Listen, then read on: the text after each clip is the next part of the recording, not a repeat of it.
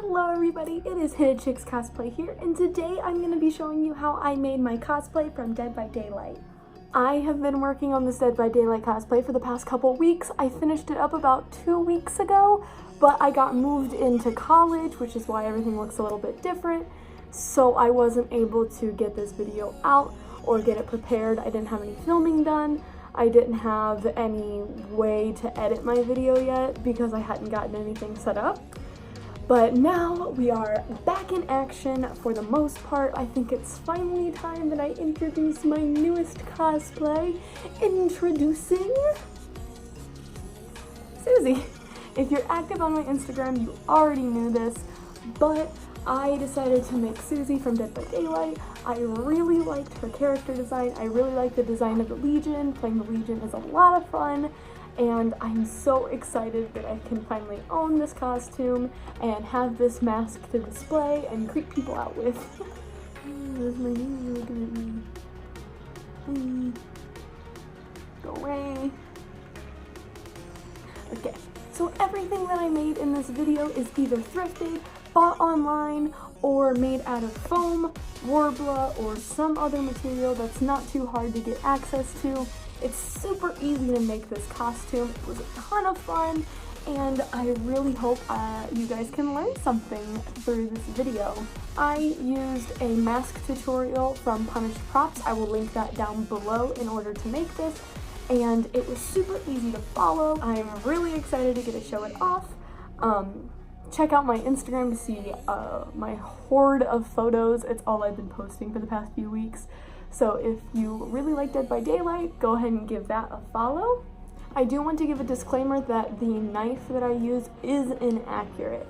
Susie has more of like a very sharp ruler as her knife, but I wasn't able to make that right away. Eventually I would like to make it, but I wanted to at least have something. So I just bought this rubber knife off of Amazon and painted it. That's all that is.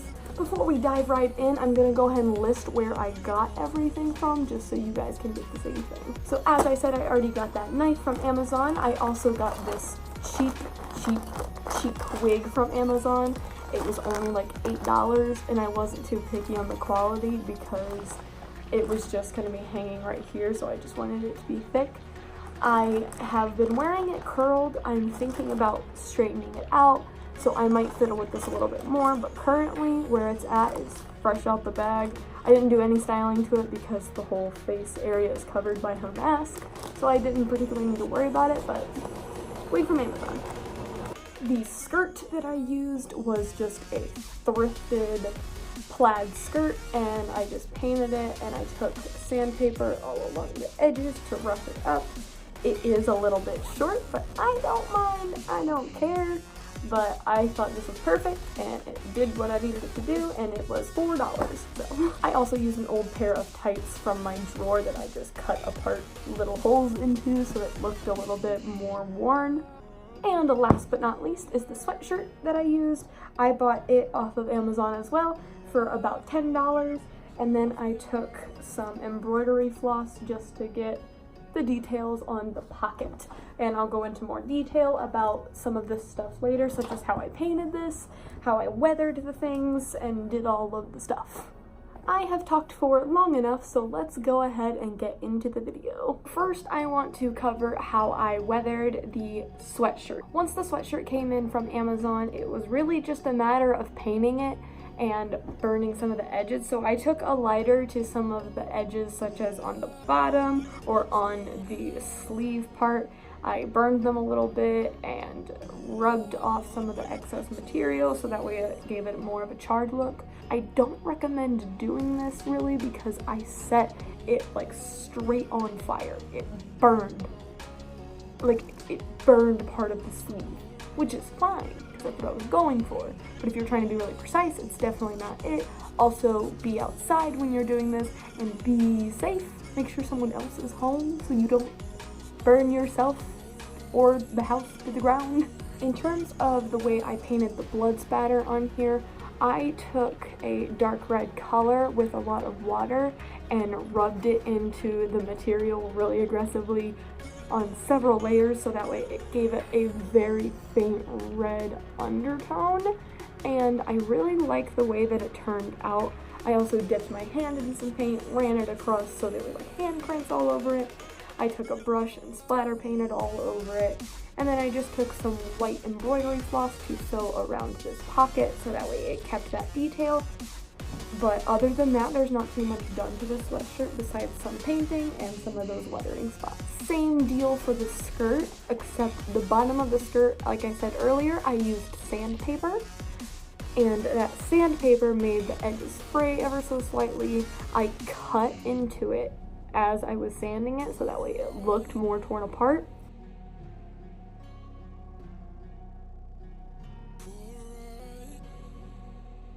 Now the mask was a lot of fun. This is the main piece of the cosplay. So I followed Punish Prop's pattern for the mask. I printed it out onto just some copy paper, traced it onto 4mm foam, I believe. 6mm foam. I think it was 6mm foam. It was 6mm foam. I traced it onto 6mm foam, cut out each individual piece. You can see it on the back here of how it was divided into 4 pieces.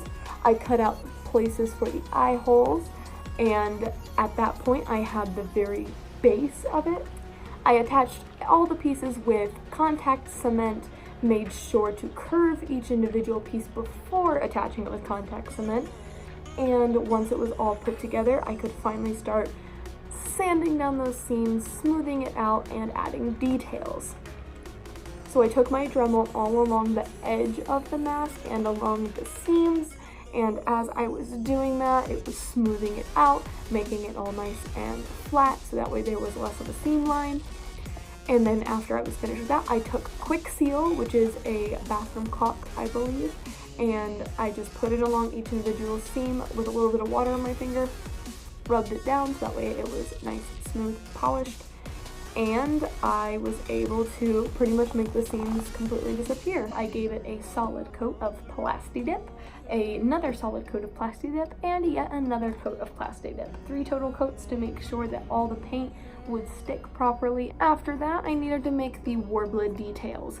All that these middle pieces were just tubes of Warbler, essentially. I just rolled little Warbler snakes, laid them across my foam mask, made sure they would fit the right way, let them cool, and then attached them all with heat to each other, so this all became one piece. And then I contact cemented it to the mask. For these individual little pieces, I made these out of Warbler as well. They were just little Warbler squares that I smashed as flat as I could and then glued them on with contact cement after painting them. The paint job for this mask took a while. I painted the entire thing like a gray-white color, and it turned out a lot different than this, and I wasn't happy with it. So I painted it various tans and various whites just to try and get a color that I needed. There's a lot of trial and error with this paint, but it's okay because paint layers, and the more layers of paint that I have on this, I think the more dimension it gave it, and I really love the paint job that I ended up with. Once my base coat was on, I was able to take black acrylic paint, brown acrylic paint, and really dig into the crevices as a wash. So I just watered down the black paint and the brown paint, laid it over the whole thing, and then wiped it back off with a towel. This adds a lot of dimension and a lot of color variation to it, and really makes some of these details pop. It really makes this middle part stand out, that there's the black in the middle and on the sides. Even if that necessarily wouldn't be there in game, it really makes each individual piece stand out.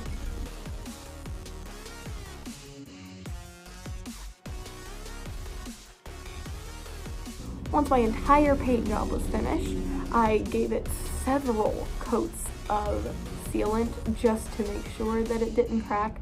I have learned my lesson before with painting on foam and not sealing it, and I have worn this thing several times running around, and it is still in perfect condition, and I am very proud.